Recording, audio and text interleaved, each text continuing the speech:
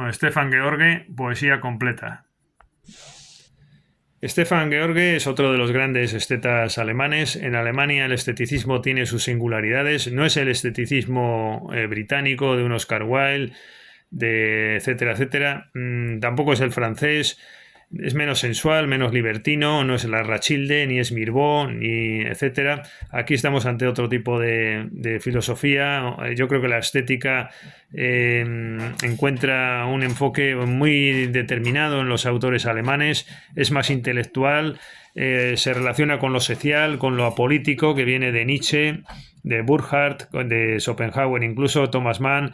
Y aquí tenemos otro de los grandes referentes, como también Gottfried Benn, del esteticismo alemán, que es Stefan George, poeta. Vivió entre 1868 y 1933, un hombre, bueno, excéntrico, extravagante, como él solo, una vida muy singular. Lo que pasa es que yo aquí no me voy a extender mucho. Me he tomado algunas notas de su poesía completa que acabo de poner en pantalla, que la he leído, releído, es uno de los libros que tengo que leo más habitualmente. Bueno, a mí me gusta Stefan George y sobre todo por lo que representa, ¿no? Pese a sus excentricidades y sus cosas que tiene, ¿no? Y bueno, también tiene, como todos estos autores de la época, una conexión con el nazismo. En cierta manera coinciden, en cierta manera no. De hecho, en el funeral de Stefan George chocaron los nazis con los simpatizantes, porque es que Stefan George tenía todo alrededor de bueno, un grupo de intelectuales que le rodeaban, discípulos, etcétera. Era una persona que vivía un poco de prestado también, en un castillo, en otro sitio. Bueno, la verdad es que es un tipo realmente sorprendente, también cómo iba vestido, etcétera, sus tendencias sexuales, sus polémicas. Pero como digo, voy a hablar poco de él porque si no nos extenderíamos mucho tiempo. Yo simplemente voy a referirme a las notas que tengo escritas de Stefan George que haré públicas en un próximo ensayo cuando lo publique, que hablo de la cultura como posible ordenación social, que es un tema que me inquieta mucho, y los autores alemanes son muy importantes para esa temática. Bueno, pues vamos a leer algunos versos de Stefan George y hacer algún comentario. Bueno, digo aquí que Stefan George, digo yo en mis notas, tiene una obra poética de especial interés, una poética musical, creando las frases ritmo y donde la rima se busca también en el propio verso, subordinando a veces el contenido a la pura forma o renunciando a los pronombres o a la comprensión fácil para crear un efecto rítmico directo mediante frases algo tajantes, ¿no? Por ejemplo, pueden citarse los versos Pauken, Schweigen, Sachte, Geigen. Vemos esto, pura musicalidad, ¿no? Pauken, Schweigen, Sachte, Geigen. O bien este otro, Sanfte, Takte, Sanften Kyrre, Schick Vereinen einer Kleinen, de plenitud estival dentro de sus himnos. O bien de peregrinajes, Weise Kinder schlafen leis, ibern See auf blindem Eis. O dentro de Algabal, Schranke senken, auf die Schleusen und aus Reusen regnen Rosen. O das Buch der Sagen uns Senge. Y bueno, no lo tenía preparado, la verdad. Estaba releyendo estas notas un poco improvisadamente y bueno, más o menos ha quedado pasable. Tengas en cuenta que George escribe por influencia latina y esnovismo del autor en minúscula las palabras que en alemán al uso van en mayúscula. Ahora bien, nuestro interés, como ya nos consta, no está en revalorizar autores ni en destacar sus aspectos literarios, digo yo aquí en mi ensayo próximo, donde Stefan George lo comento de manera destacada, al ser un esteta importante. Más bien buscamos referencias a modo de fundamento para nuestras propias tesis. Sobre este particular nos vamos a basar esta vez principalmente no tanto en su obra directamente como en los comentarios que existen. A veces es verdad que los autores son más legendarios y el interés está más en lo que se dice de ellos, los comentarios, los críticos, que en lo que ellos mismos han escrito. Y es que Stefan George no puede entenderse aisladamente. De hecho, suele hablarse de George y su círculo, o de la Alemania secreta, como una determinada concepción con connotaciones políticas.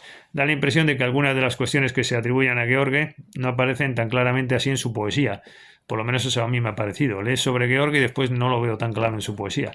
Eso sí, se comparten por los distintos autores determinados planteamientos representativos de la obra del autor. No tengo interés en profundizar más allá del planteamiento expuesto en la obra de nuestro autor. Eso sí, conforme a este planteamiento, George es una figura importante para nuestras tesis, ya que nos sirve para fundamentar tres ideas principales. Una, La afirmación de la posibilidad de un universo estético con propia consistencia, donde la vida se entrega al arte y el arte es sinónimo de vida. 2. Más allá, lo cultural es clave de ordenación social. 3. Evitar al hermano Hitler, que es el peligro de este tipo de tendencias, y hay que contener el esteticismo para no acabar en esa tendencia finalmente que está, no podemos negarlo, próxima a este tipo de autores a veces por las concomitancias que se producen. Vamos a desarrollar estos tres planteamientos que en parte se nos muestran de una manera discursiva escalonada, coincidiendo curiosamente con la propia cronología del autor. Bueno, sobre lo primero, que decíamos que es la afirmación de un universo estético con propia consistencia, la voluntad artística le impelía a rechazar todo aquello que no fuese susceptible de convertirse en arte. El mensaje de George tiene un carácter profético, mesiánico, con trasfondo bíblico. La poesía exige del poeta un sacerdocio, una absoluta entrega y servicio y sacrificio. George no tuvo casa ni domicilio fijo, siempre se encontraba de viaje y escogió la pobreza como forma de vida. Tenía una imagen apesadumbrada, aunque a veces cultivó el estilo dandy. Sobre 1910 vestía un hábito sacerdotal y en 1920 un chaleco de campesino. Este tipo de extravagancias fueron de creación propia, ya que no le venían de familia. Sus padres de origen francés eran personas de clase media, más en concreto su padre era un empresario del vino y de su madre se destaca su carácter severamente católico. A su juicio, para disfrutar de la poesía se hacía necesaria una formación estética. Se preocupó especialmente de tener discípulos en su entorno. Juntos rendían culto al libro como objeto artístico.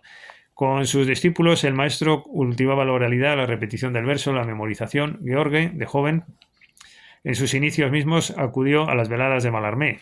En París, por influencia de unos mexicanos, optó por viajar a España. Alardeaba en Berlín hablar más español que alemán en 1890. Llegó a fundar lenguas especiales de comunicación, ya desde niño. En 1899 consigue la fama con su obra El año del alma.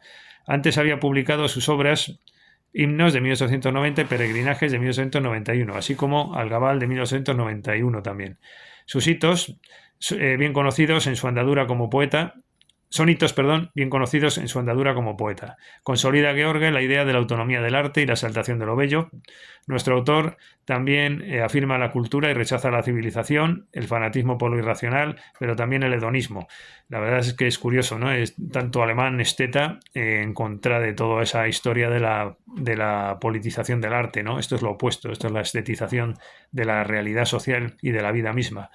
Nuestro autor también afirma la cultura y rechaza la civilización, etc. Rechaza todo aquello que no sea susceptible de convertirse en poesía, fusionando vida y obra. Vamos, más esteta que esto, imposible. Stefan George se muestra resistente a lo político en esta primera época. De hecho, en todo momento mantuvo una posición distante con la política y con la sociedad de su momento. La poesía es todo un culto. Llegó a ser considerado una especie de profeta o sacerdote. George atribuía esta función espiritual a la poesía. Existe una relación especial entre maestro y discípulo a la que no es ajena la autoridad, pero llevada también con amor e incluso erotismo. No consta, no obstante, ningún documento que pueda insinuar posible homosexualidad o abusos sexuales. Con pretensiones de eternidad entre maestro y discípulos, promovieron una serie de figuras con bustos, esto es muy bueno también, principalmente de aquel, pero también de estos.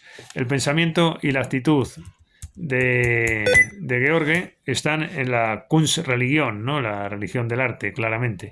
Más bien en George habría una amalgama de elementos de distinta procedencia, ya que en especial el catolicismo ocupa un papel importante, si bien es preciso reconocer que los elementos paganos serían predominantes, así como los de propia cosecha. George llega al extremo de crear su propio dios. En 1904, el fallecimiento de su discípulo Maximilian Kronberger es aprovechado por su maestro para generar la figura de Stefan George, la figura de Maximin. Puede verse el poema Apoteosis, nada menos. George considera que supera a Nietzsche porque Zaratustra ni siquiera era un dios. Sin embargo, él había creado al dios Maximin. Esto está en el séptimo anillo de 1907. Importante en este contexto fue su revista Jahrbuch für die geistige Bewegung, el anuario para el movimiento espiritual, donde, por ejemplo, publicaba el renombrado crítico literario Friedrich Gundolf. Mención especial ha de hacerse a sus traducciones, que vienen a ser para el traductor un juego metafísico. Bueno, sobre lo segundo, que era el punto de lo cultural puede llegar a ser clave para la ordenación social, nada menos. Esto ya es el esteticismo llevado a lo social, esto ya son palabras mayores, es como Thomas Mann, ¿no? Las consideraciones de la política, aquí también esa versión social de la estética para que pueda darse. Sobre la base de una nueva mitología religión, George quiso instituir una nueva realidad social, un estado estético. A veces se ha hablado de un fundamentalismo estético para designar su obra o pensamiento. El arte es un medio para combatir el materialismo transformando el mundo. Lo social se subordina a lo artístico, que le sirve de guía hasta el punto del desprecio mismo de lo social. El encuentro con la política se produce en George a través de la enfatización del arte. Ni siquiera acogió con mínimo interés la Primera Guerra Mundial, pese a que algunos de sus discípulos se contagiaron del entusiasmo generalizado. Por tanto, tendríamos en George un referente de la idea de la cultura como quid para la ordenación social, bajo esa idea rectora de lo social sometido a lo cultural. Pero bueno, aquí está la tercera clave, amigos, ahora, que es también otra clave importante, decíamos que es evitar excesos, es decir, una estética con contención. Esto es lo interesante porque es lo que hace que sea real este planteamiento, que sea interesante, vivo, porque lo hace posible, ¿no? Porque la desmesura podría desbordarlo y llevarlo más allá y, por tanto, no conseguirlo, ¿no? Sin embargo, esta idea de los peligros, de las amenazas que tiene lo estético, esa autorreflexión es lo que conduce a que sea posible la estética precisamente, ¿no? Bueno, como ordenación social. Lo poético entonces no se agota con George en ese plano inicial puramente estético, ambiciona lo cultural a regir el mundo. Esa clave social es lo que nos interesa. De hecho, frente a la frase de Napoleón, yo amo el poder como artista, contesta George, yo amo el arte como poder. Ahora bien, ya que las ideas de George guardan inevitablemente relación con el nazismo, aunque sea accidental o casual, profundizan en su pensamiento.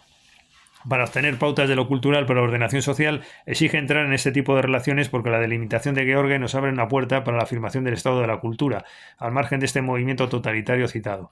Llegamos así al asunto de la Alemania secreta. La Geheime Deutschland se encuentra ya en Hölderlin, quien profundiza en la idea del genio creador oculto de los alemanes en las obras tituladas Canto del Alemán o a los alemanes o el himno de Germania, poemas a los que aludía a una Alemania espiritual a la que ya Schiller había cantado, ¿no? Bueno, pues esta idea latente en Alemania se relaciona con la política de los años 30. Preconiza George la idea de la necesidad de un Führer para Alemania. Fíjate qué curioso que preconizara Stefan George un Führer para Alemania. Claro, cuando llegan los nazis, pues qué van a decir de Stefan George, ¿verdad?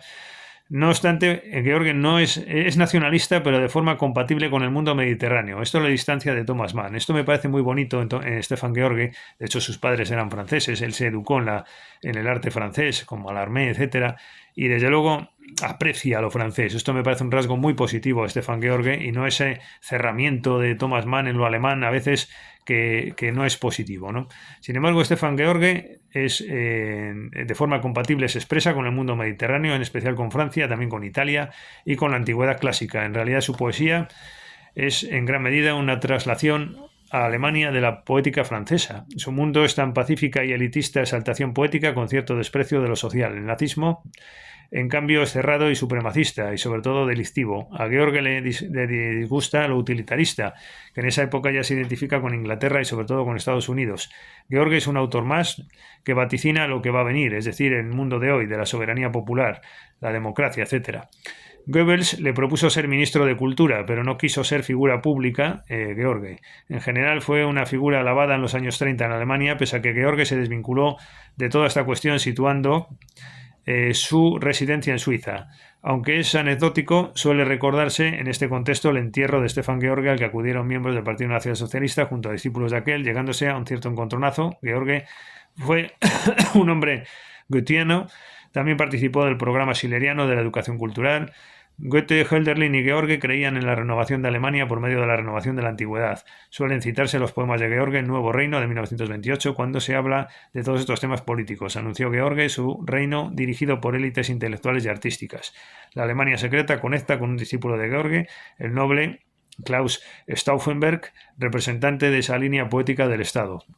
Al parecer, este aristócrata, cuando fue fusilado por protagonizar el atentado contra Hitler del año 44, murió proclamando en voz alta «¡Viva la Alemania secreta!». La conexión con George de esta línea de pensamiento parece clara. Él se mantuvo distante con el nacionalsocialismo. En definitiva, estamos ante un caso de literato de culminación del modelo del ideal burgués individualista, pero de espíritu antiburgués. Es exponente de la estetización de la política que ya conocemos. Todo esto son notas de mi próximo ensayo que aprovecho aquí para difundir este gran poeta, ¿no?